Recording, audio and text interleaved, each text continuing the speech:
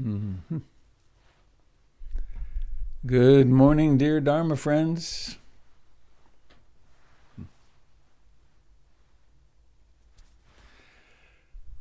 We made it through another night.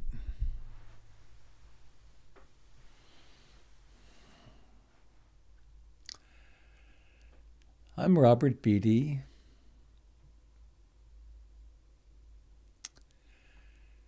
I'm coming to you from Portland, Oregon.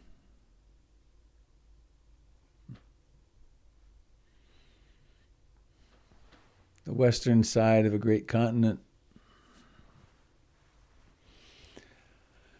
On a small planet, seen from space as blue and brown and white and red, green.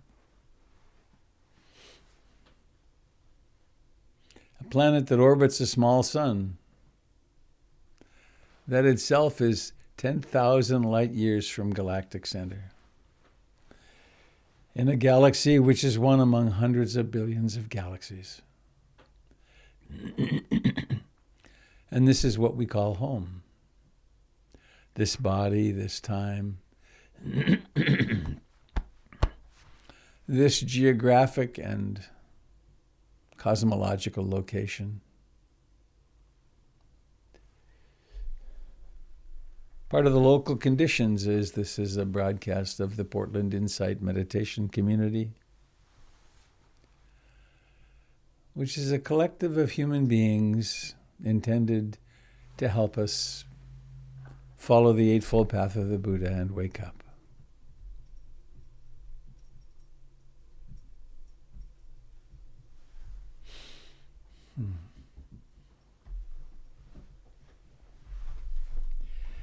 I have a rather traditional poem this morning.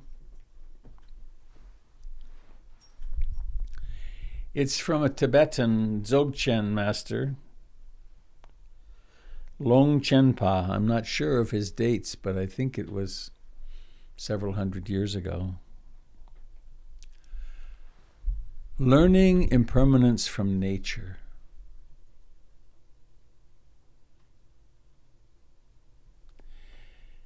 In the forest, by the example of dead leaves, come to realize that the body, youth, and senses change gradually and do not possess any true essence.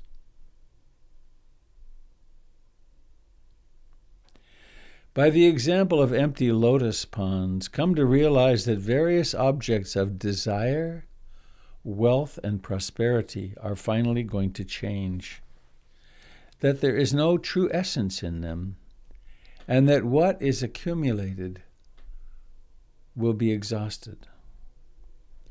By the example of the change of days, months, and the four seasons, come to realize that the blossoming spring flower-like body is subject to change as time passes.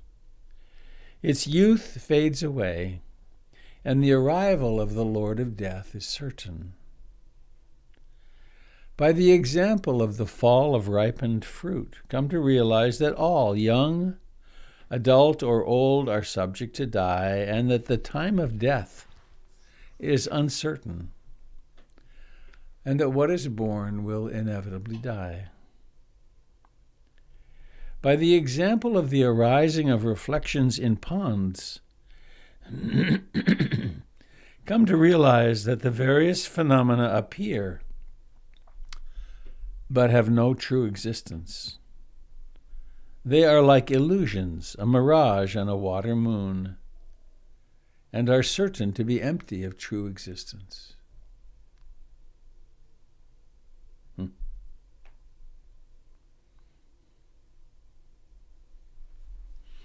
Anicca,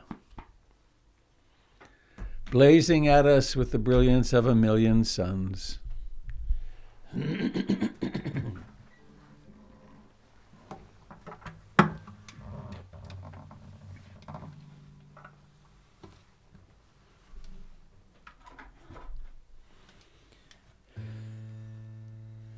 And in the midst of this constant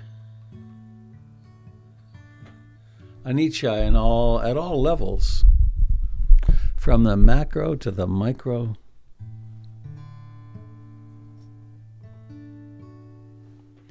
Oh, I don't think I turned that back on.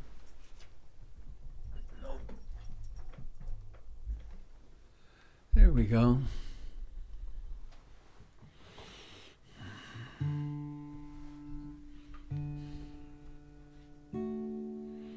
Anicca, sounds come and go.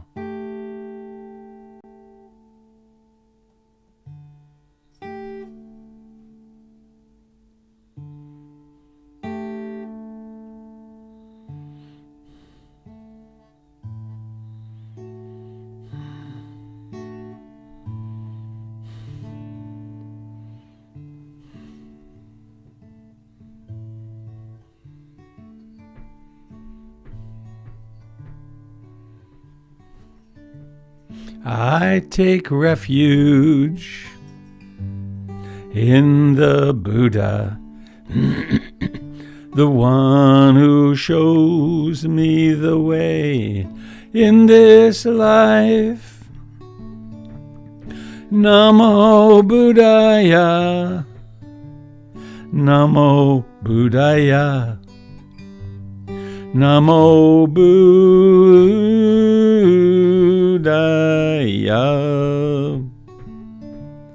I take refuge in the Dharma, the way of understanding and love. Namo Dharmaya, Namo Dharmaya, Namo Dharmaya.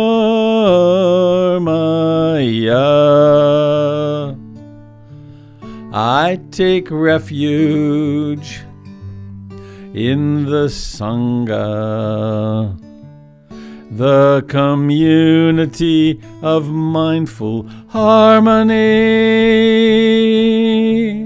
Namo Sanghaya, Namo Sanghaya, Namo Sanghaya.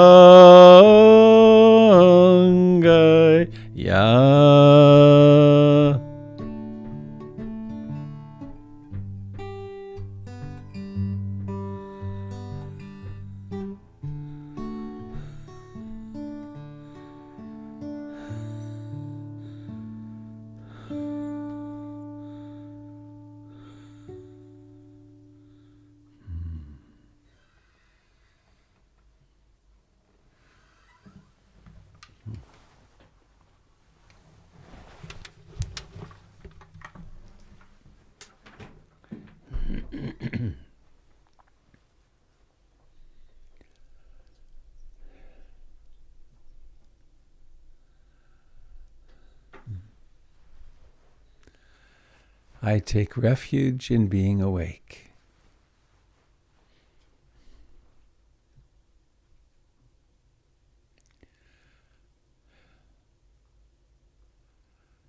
I take refuge in the teachings, the 2,600-year-old teachings of the Buddha.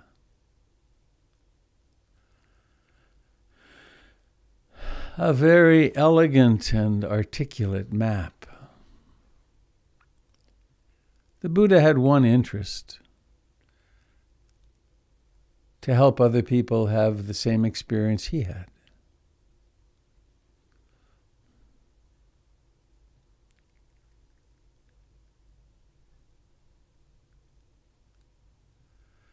And I take refuge in the Sangha, in the community of practice, and the community that has brought this living teaching down 2,600 years.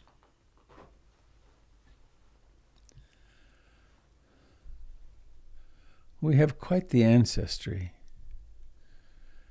in this practice.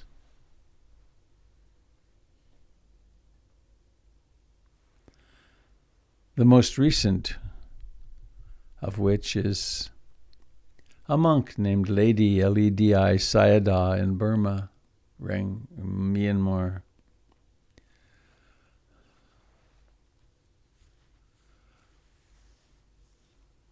whose great student was U Ba Khin,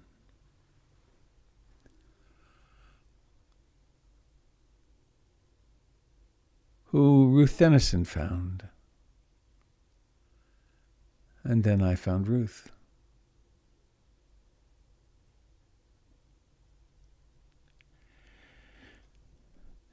When U Ba Khin found Lady Sayadaw, he was in charge of 2 cabinet positions, including finance in the Burmese government. He had terrible migraine headaches, devastating headaches. And somehow or another, he found his way to Lady Sayadaw, who, in one of those classic stories, perhaps apocryphal, said, "I've been waiting for you."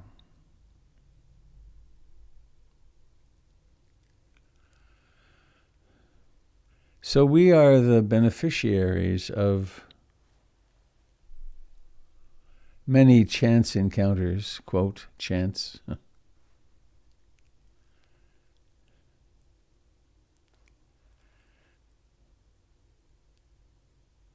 And we are encouraged to be awake, to practice mindfulness and curiosity, persistence, to observe the emergence of joy from within, to practice concentration and equanimity and tranquility, to awaken to the reality of the 5 hindrances. And so we come together and sit down.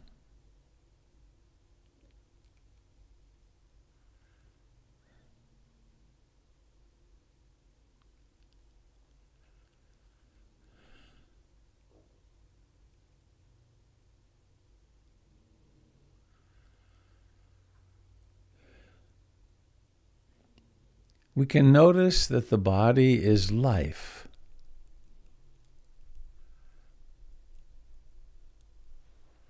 It's the essence of life itself.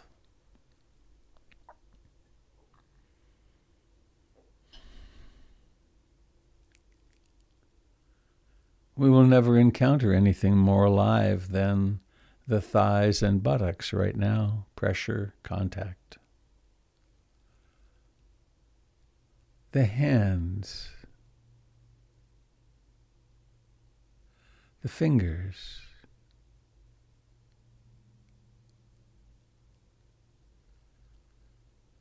The thumbs, the face,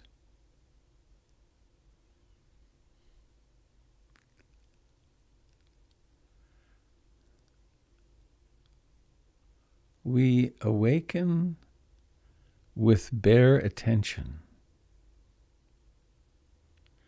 The life in the hands is simply what it is. It needs no descriptor.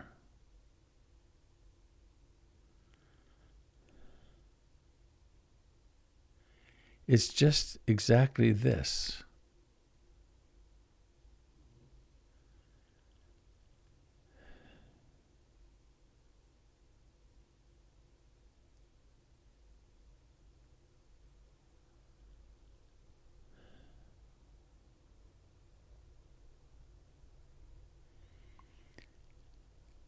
And we can also, with gratitude and clarity of intention,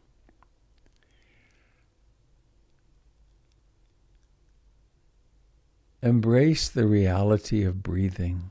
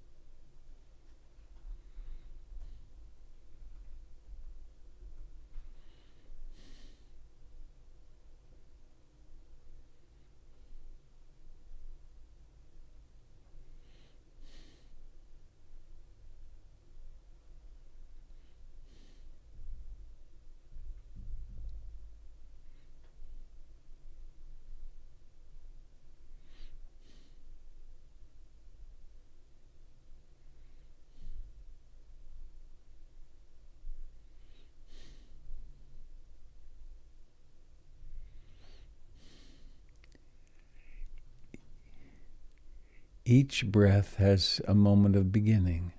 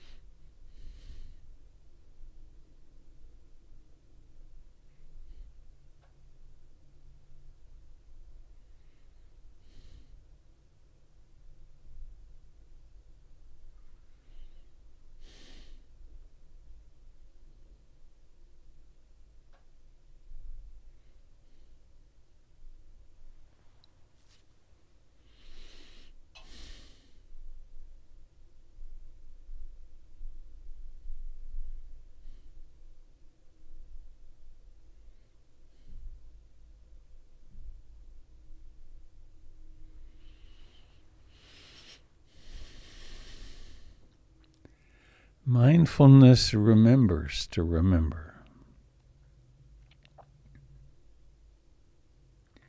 In the midst of a wandering mind, mindfulness mysteriously emerges.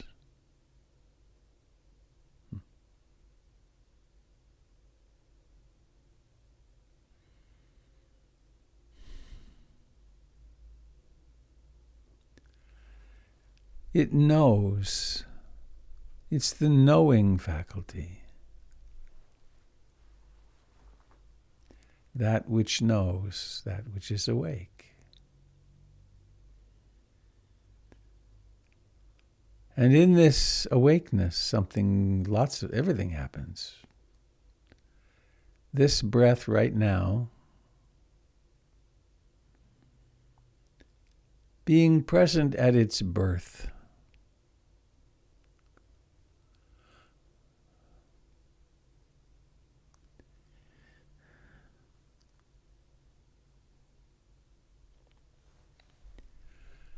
We speak about the privilege of being present at the birth of our babies. It's an honor.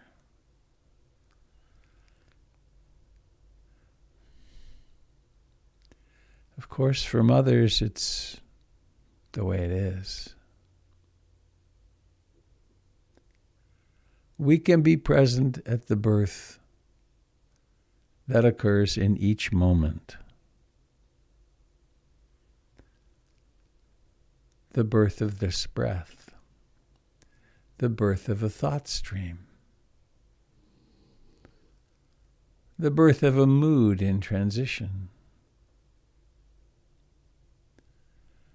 the birth of a pain or a pleasure.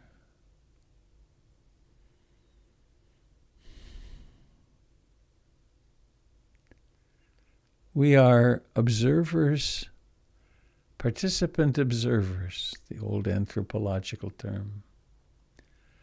We are participant observers in the mystery of life.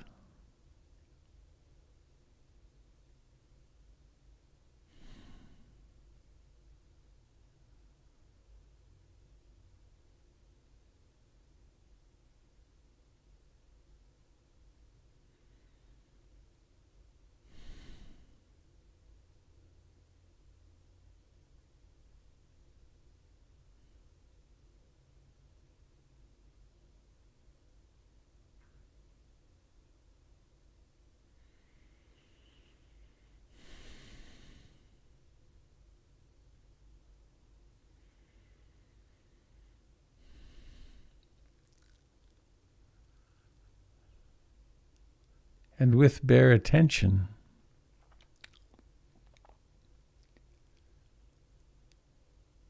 we endeavor gently, kindly, persistently to be present with the entirety of the breath, the breathing in, the breathing out. The little pause that sometimes occurs between breaths, sometimes not so little.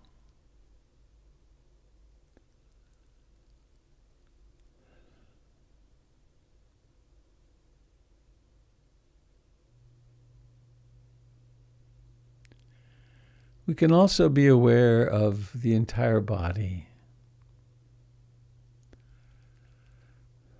from the toes to the legs, to the pelvis and the torso,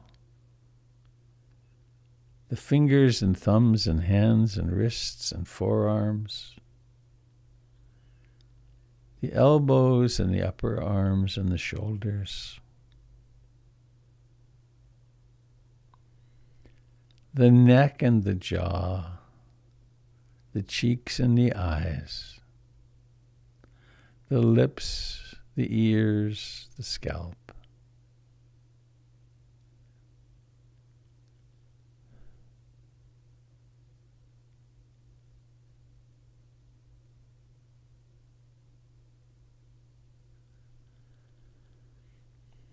So there is a body, there's a cloud of life here. And somewhere central in this cloud of life is that phenomenon of in-breathing and out-breathing.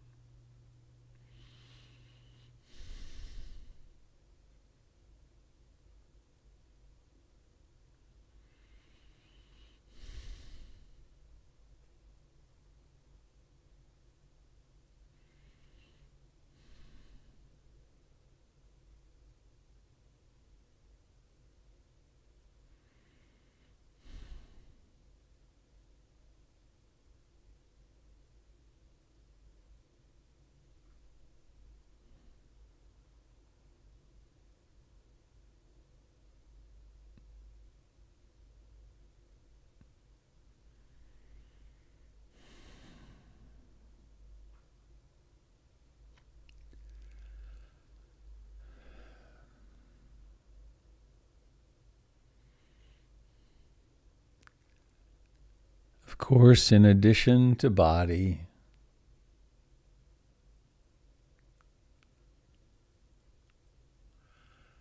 there's mind. There are all the experiences that occur as a result of there being mind. All the mind objects. Classes of them like desire, wanting, or disliking, aversion. There's restlessness, agitation, worry, sloth and torpor, dullness. There's doubt.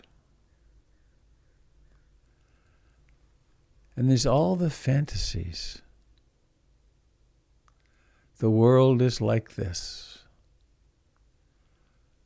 This happened in my past. I'm afraid this is going to happen in my future. I will make this happen in my future.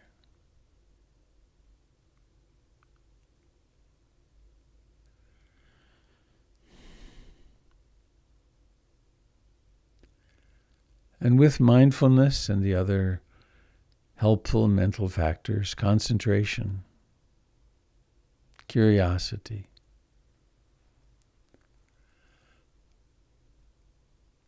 a human life unfolds in the light of consciousness.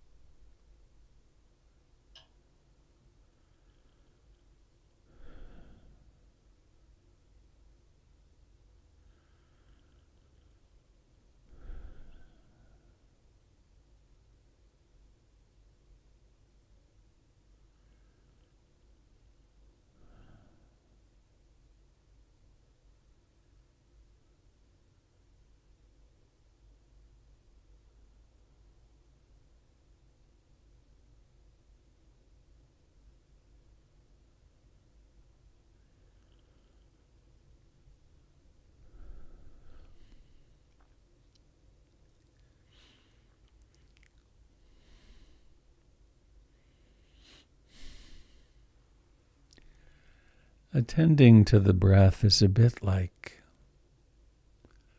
using a microscope.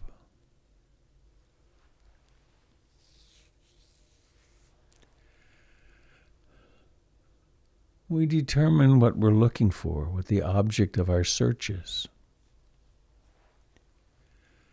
And we start with a low magnification lens. And then when we find our object, we zoom in or click a different lens into view. And we look more and more closely. We allow the life of the body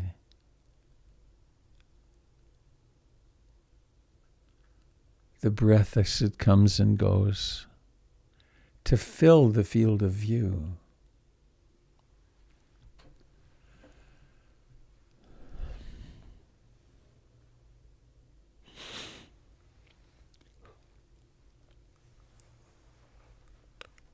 The more clearly and closely we see it, the more interesting it becomes. A long breath, a short breath, a jerky breath. A breath that's like this.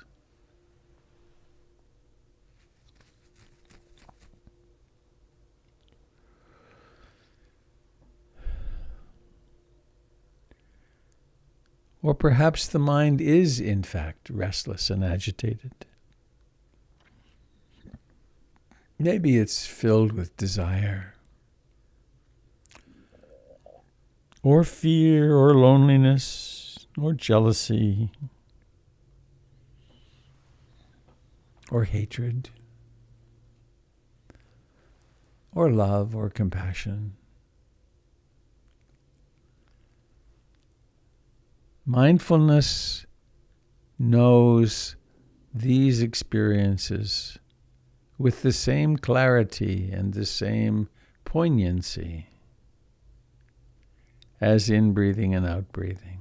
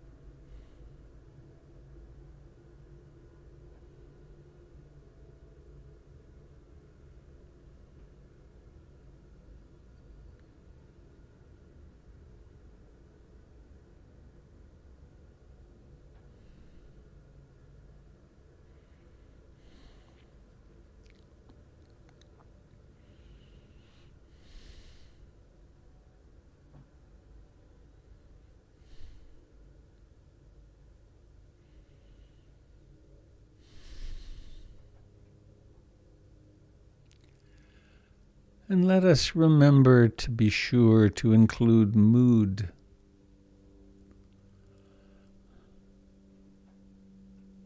Moods color everything.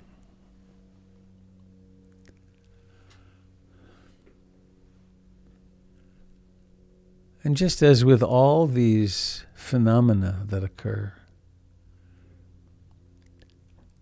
whilst experiencing it clearly, fully, we can perhaps wordlessly ask ourselves the question, is this mood me?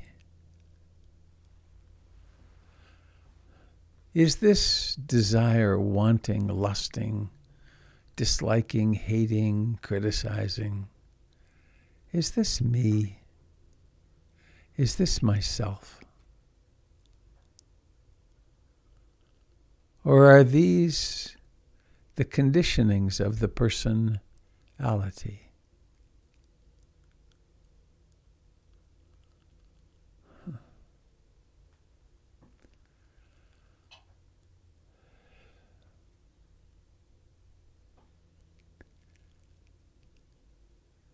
And whenever we awaken and return, there's the breath. For as long as we live, it breathes in and it breathes out.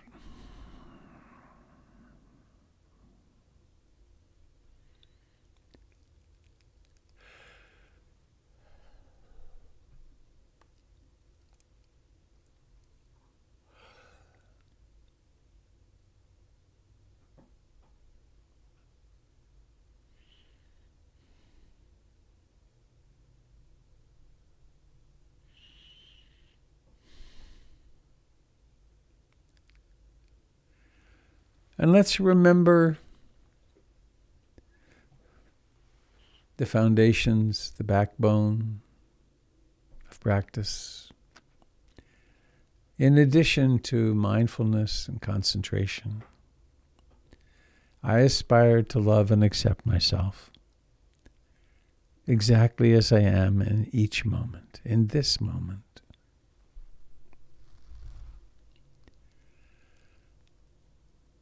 When I discover that I'm hurting, when the pain of the hindrances becomes apparent, or when the grief of a recent loss crosses through the mind and heart,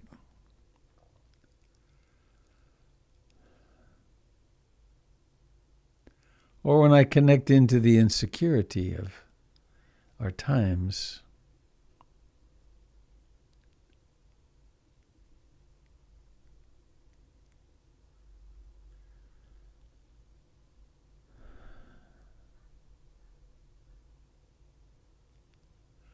I aspire to hold myself in sweet compassion.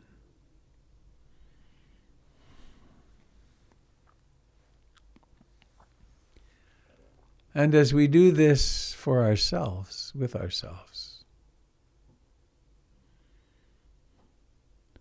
we can think of a loved one,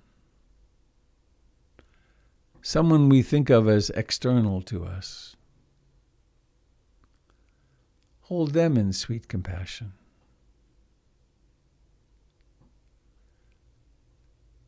Remember to love them.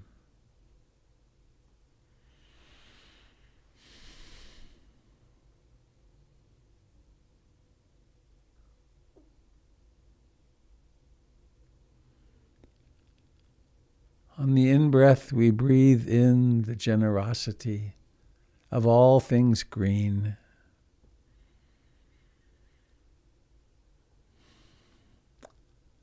On the out-breath, we offer them back our carbon dioxide. And we live in harmony, in symbiotic, complete and utter interconnection.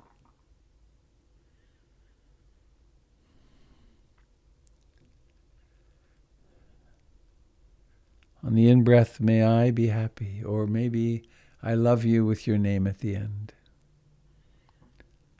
On the out-breath,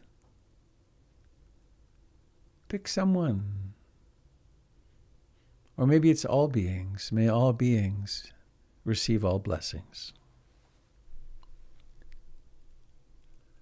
And so we have an attitude with which we can go about our lives. Awake, loving and compassionate. Attending to the coming and going of all things.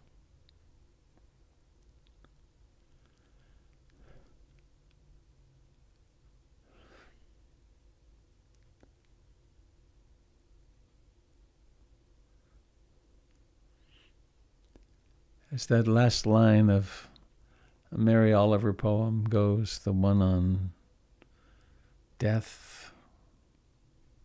I don't want to have simply visited this world. I want to participate fully. And so bringing awareness and life to the face and the eyes, and do the preparation for letting the eyes open, and then operationalizing that, meaning observe the intention and then let the eyes open. And then they're seeing, aware of seeing.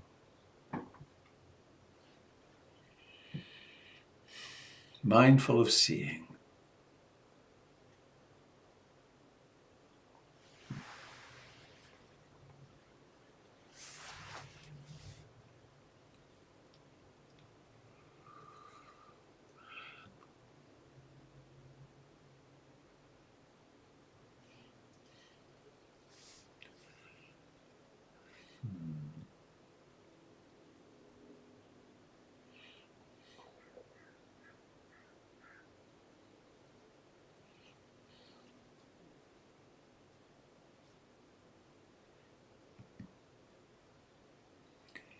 Good morning, dear friends.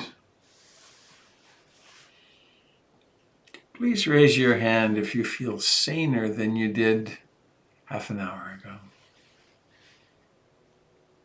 Isn't that wonderful how the dust settles?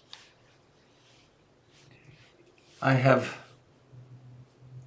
a little bevy of announcements I'd like to share with you. One is, if you'll go to the chat, you'll see there's a couple of links. One is the donation link. If you're already sharing from your heart with PIMC, how wonderful. If you're not, I encourage you to have the joy and the delight of this gesture to help keep this thing running, to keep the center functioning.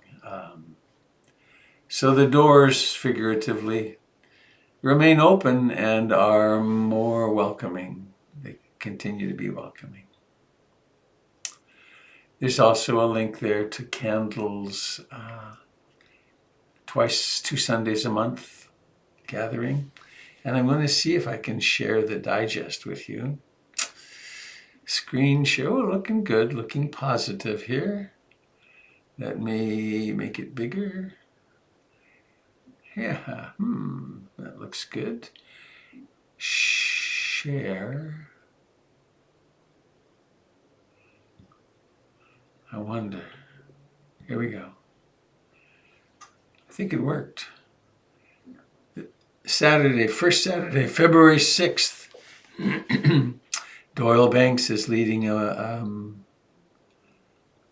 retreat from 9 a.m. to 2 p.m., Undoing the Unskillful. And on the 9th, there's Doyle's NVC practice group. And of course, every night of the week, with the exception of Saturday and Sunday, there's something happening at PIMC. It's a really rich menu of good things. So,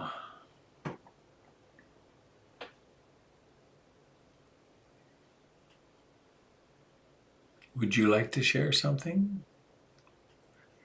Oh, Emily, why don't you say that live, if you're willing? Sure. Good morning, everybody. This is Emily. Just want to remind you that every month the Racial Justice Committee at PIMC is hosting a monthly metta loving kindness sit in support of an organization that's doing racial justice work in the Portland area or nationally, and it is tomorrow. from 6 to right around 7, about an hour, on Zoom, and the registration link is in the chat. And we'll be supporting this month Taking Ownership PDX.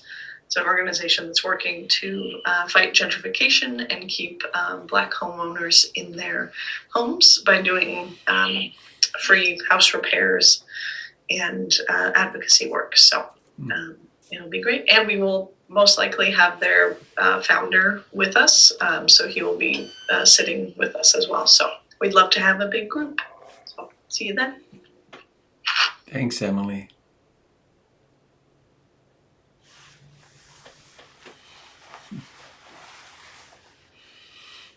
When Jen and I were in New Orleans several years ago, that time I had the opportunity to visit the Whitney plantation, which blew my socks off about the reality of slavery. Our tour guide at the Whitney plantation was so impressive to me. We hired him the next day for the day to give us a tour of New Orleans. And he took us, emotions flood through. He took us to the Ninth Ward, which was the region in the United States where more home ownership, where there was more Black home ownership than anywhere else, and there had been for generations, anywhere else in the country. And he shared with us the story of how that was basically, effectively stolen after Katrina. And one of the most shocking things was they wanted the land because they thought they were going to build a big stadium there. It's one of the ways that the big stadia have been built in the center of cities, is that they figured out somehow or another how to evict the population. And it was, anyway, people had fled to Houston and elsewhere because of the floods. And then the notices that were sent that the property was being confiscated by the city were sent to the property where there was nothing. There weren't even foundations anymore. And then if you missed your date, gee, too bad, you lost your property. So if there's any arguments about is there systemic racism, there's no argument. It's just the way it's been. So thank you, Emily, for that, for doing that. Anybody else sharing?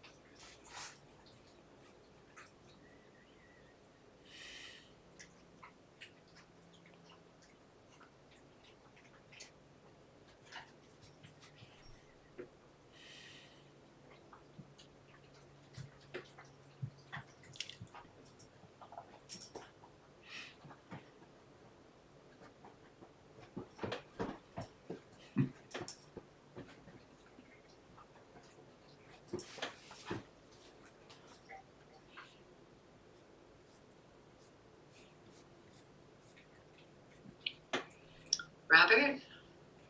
Hi, it's Karen. Hello, Karen. Hi. Thank you for the poem this morning about watching nature. Yeah. It reminded me of this podcast I listened to that I'll share on the link for the Sangha, but it's Catherine May wrote a book called Wintering, and it's about this time, this season, to just sort of follow the cues of nature and to allow, like for some people that have seasonal affectiveness disorder, which is me a little bit, to just be okay with feeling a little down or sad and to actually embrace it, because that's part of what nature is telling us, winter. Mm-hmm. Thank you. And there's something in the chat, right? I'll stick it in there. Okay. Yeah. Thanks, Karen. You're welcome.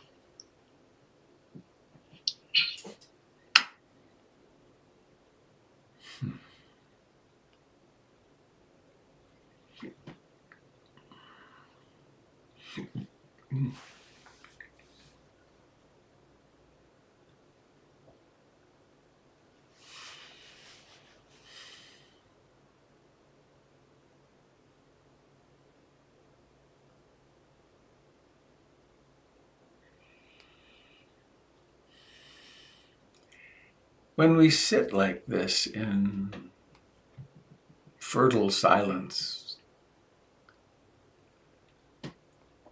remember that you can still stay with your breath. You can abide in in-breathing and out-breathing. Or you could abide in the life of the hands. Just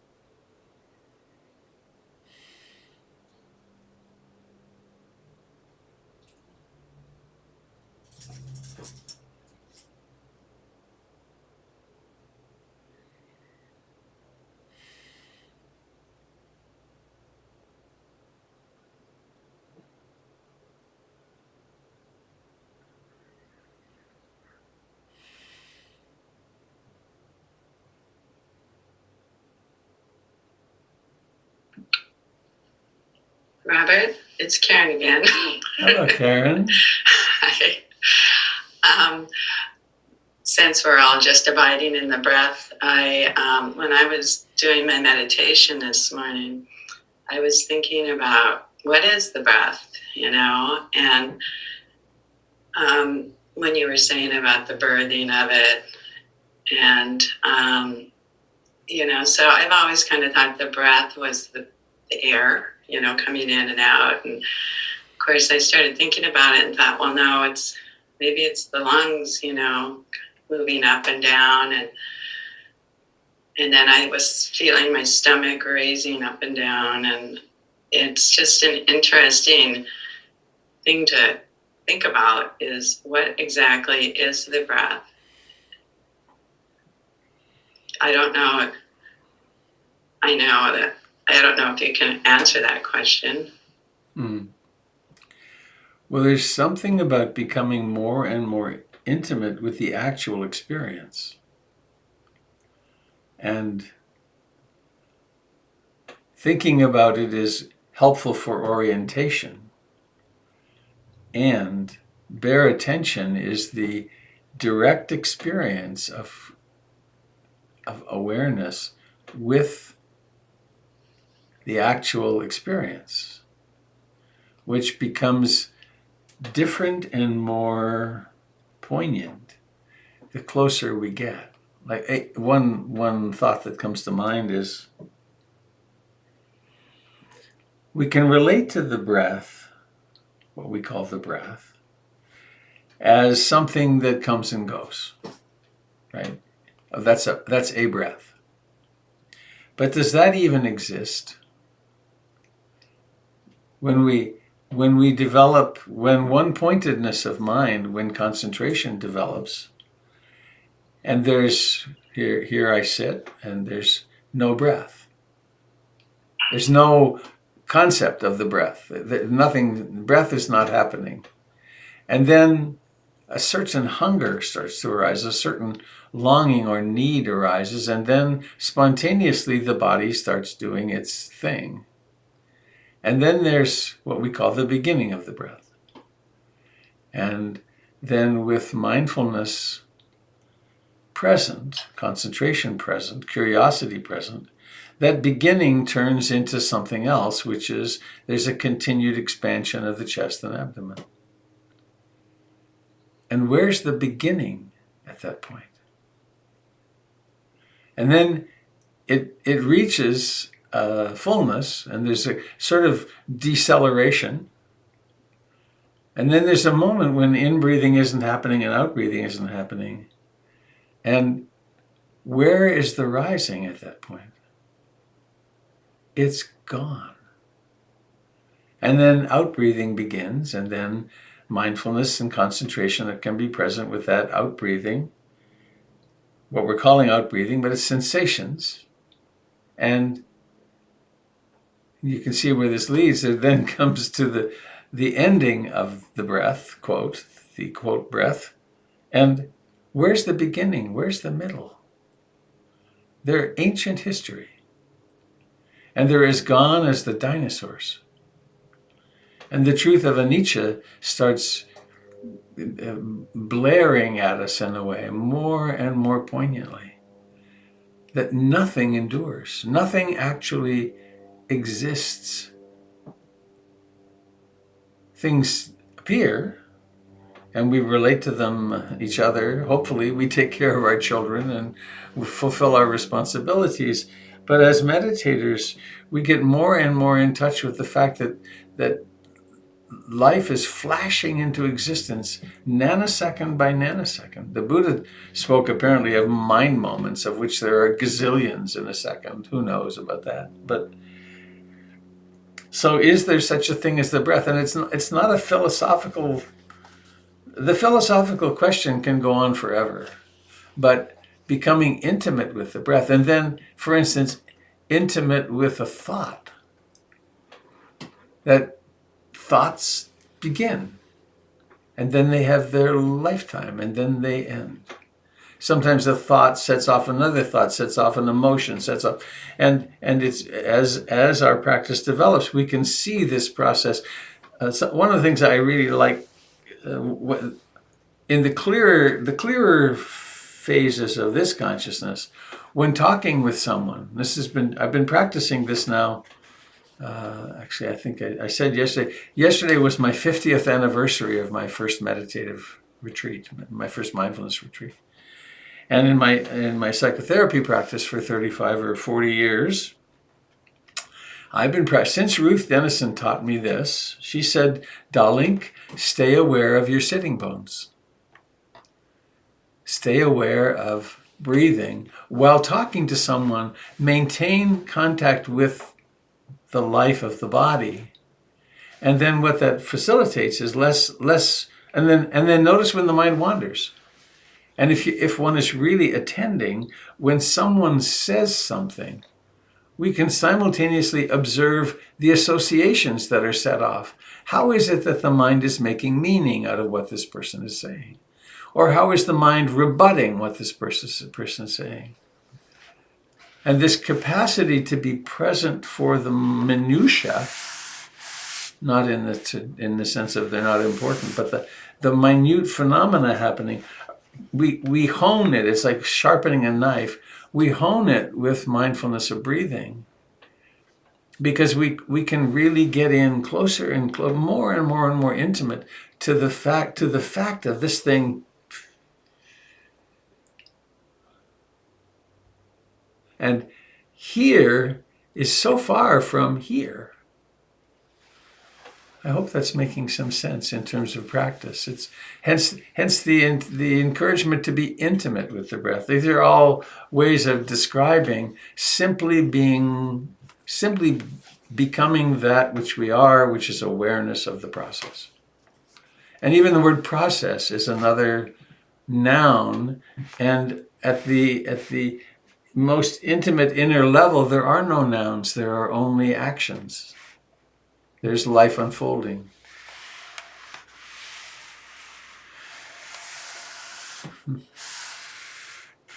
Which then, of course, means that we are present for everything, which includes the really most awful and seemingly unbearable experiences of life, but also the exquisite, beautiful moments of looking into a beloved's eyes, or delighting in the antics of a child or something. It's very much about living our lives more fully. Munindra, the book about Munindra, one of my teachers from long ago, is called Living This Life Fully. Highly recommend that book, by the way. Myrna Knaster, Knaster, is the author. Or she interviewed everybody and created this book about Munindra.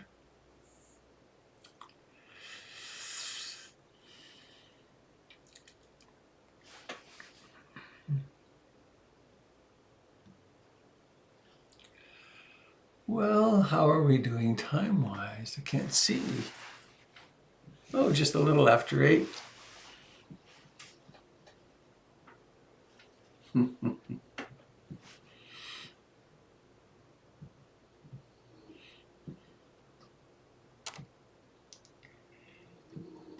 Hello, Jilly.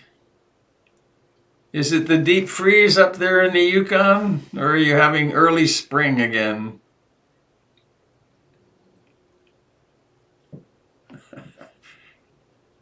You don't have to respond. I can see it's far from the computer.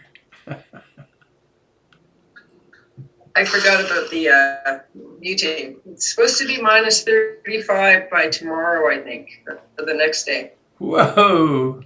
So it's dropping down. I see. It's a great day for a ski. Anyway, I'm still sitting in bed here. How sensible. I know, I'm having a hard time getting to bed. Uh-huh. Well, take care. Anyway. Jill is in just outside of Whitehorse in the Yukon.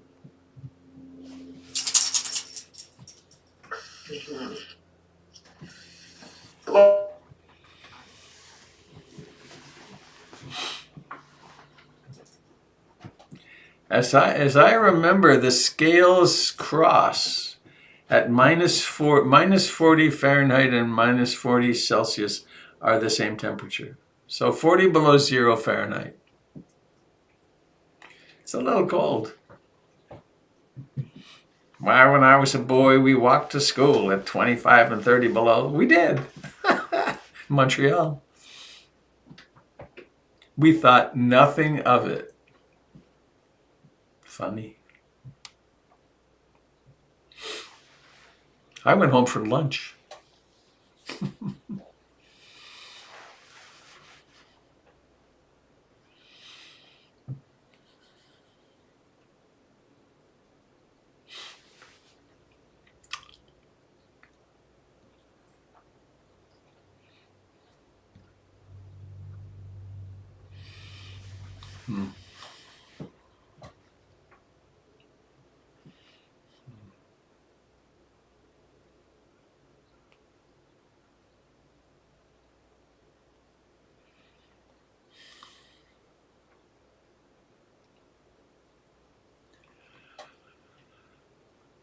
Well, anyone have something you'd like to share?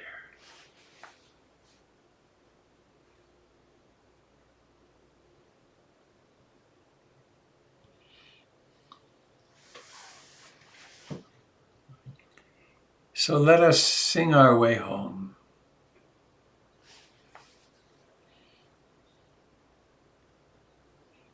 There's the kids. Hang on, I'm going to get to you and have you lead us. Wait, though, here we go. All right, are you ready? Whenever you're ready. All beings be happy. May all beings be happy. May all beings be happy. Sadhu, sadhu, sadhu.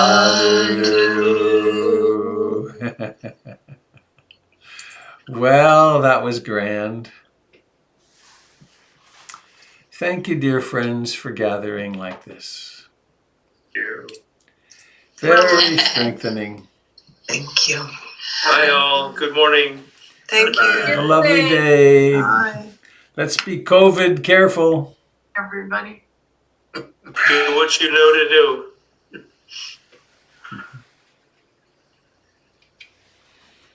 Bye-bye. Bye. Bye, Aaron. Bye.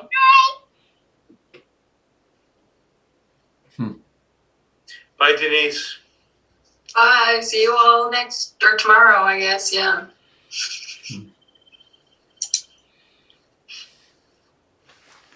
Bye-bye.